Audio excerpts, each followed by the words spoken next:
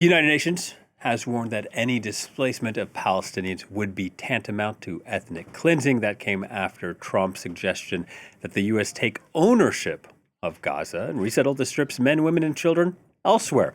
On Wednesday, Trump officials walking back some elements of that proposal, insisting that he had not committed to using U.S. troops to clear the territory and that any relocation of Palestinians would be temporary.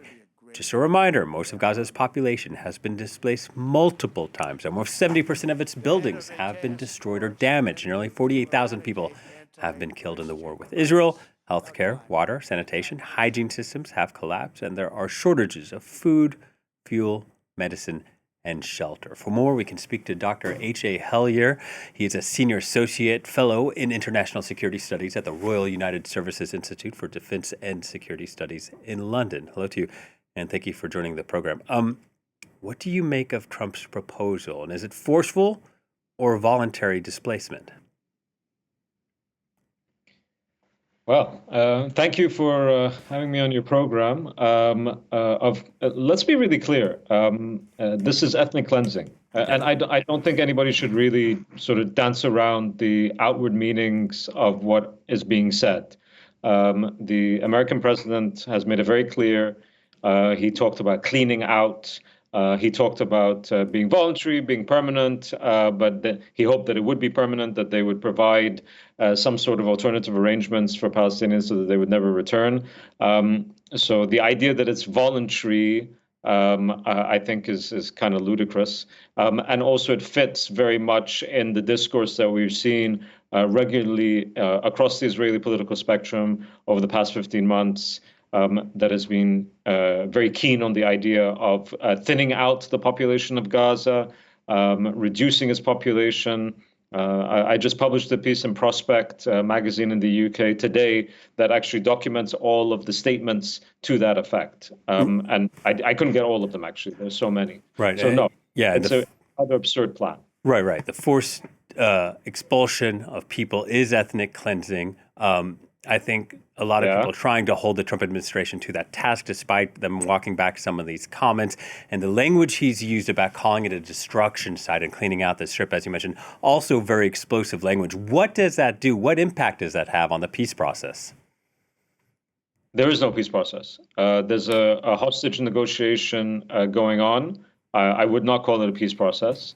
It doesn't become even a ceasefire until the intention to make it permanent is actually expressed. There's been no such intention made by the Israeli government. On the contrary, there have been multiple indications that they intend to go back to war after phase one. They may not. It might be that they go into phase two, but the idea that anybody can take seriously this process where complete Israeli withdrawal from Gaza, reconstruction of Gaza, as is declared within the ceasefire plan for phase two and phase three. And I don't see why anybody would take that seriously, given what Netanyahu and Donald Trump have said over the past few days. So, it's not a ceasefire. It's not a peace process. And I think people, again, we should just be very, very clear about the words that we use. The way that this has been unfolding over the past 15 months, the ICC indictments, the ICJ case on genocide, which I realize your previous guest talked about a little bit. The way in which the United States and the State of Israel have engaged with these two institutions of international law and international order just shows very clearly that there's not a standard that is being held to here in terms of holding to international law. Yeah, and with that sort of abandonment of this established world order or international law, when we look at the men, women, and children of Gaza who have been killed or injured in this war, what hope is there for them to perhaps see a better future? So the hope is really quite clear. If you want there to be a sustainable solution for the people of Gaza, for the people of the West Bank, for the people of Israel, then really the way forward is extremely clear. The International Court of Justice came out with their ruling last year, reconfirming and restating yet again that the territories of Gaza, the West Bank, East Jerusalem, the Golan Heights are occupied, that they're illegally occupied, that Israel has a responsibility to the populations therein for reparations, for destruction, and must withdraw, and that there is a state of Palestine. All of that is frankly within the realm of possibility, but not within the realm of willingness from the government of Israel, and unfortunately, hitherto the United States, which is why they feel that they have this immense impunity, and why they push this narrative, this notion that the ICC is somehow biased against them. The ICC had an Israeli judge on it. The ICC is an institution of international law. The ICJ is an institution of international law.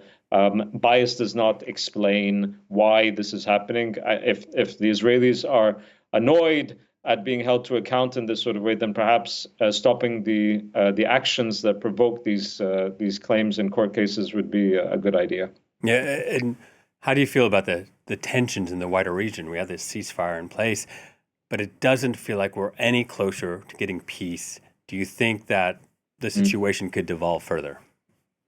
I do, and I think, frankly, there's been a lot of destabilizing moves over the past few months. Israel invaded the south of Lebanon and has occupied part of the south of Lebanon, and hasn't kept to the ceasefire timetable. It occupied even more Syrian territory, invaded more of the south of Syria, coming within 20 or 30 kilometers of Damascus, refuses to withdraw, has absolutely no right to be there. I speak to as a security analyst. All of this is deeply destabilizing for security architecture. Talking about the displacement of Palestinians into Egypt and Jordan, two states that signed peace treaties with the state of Israel.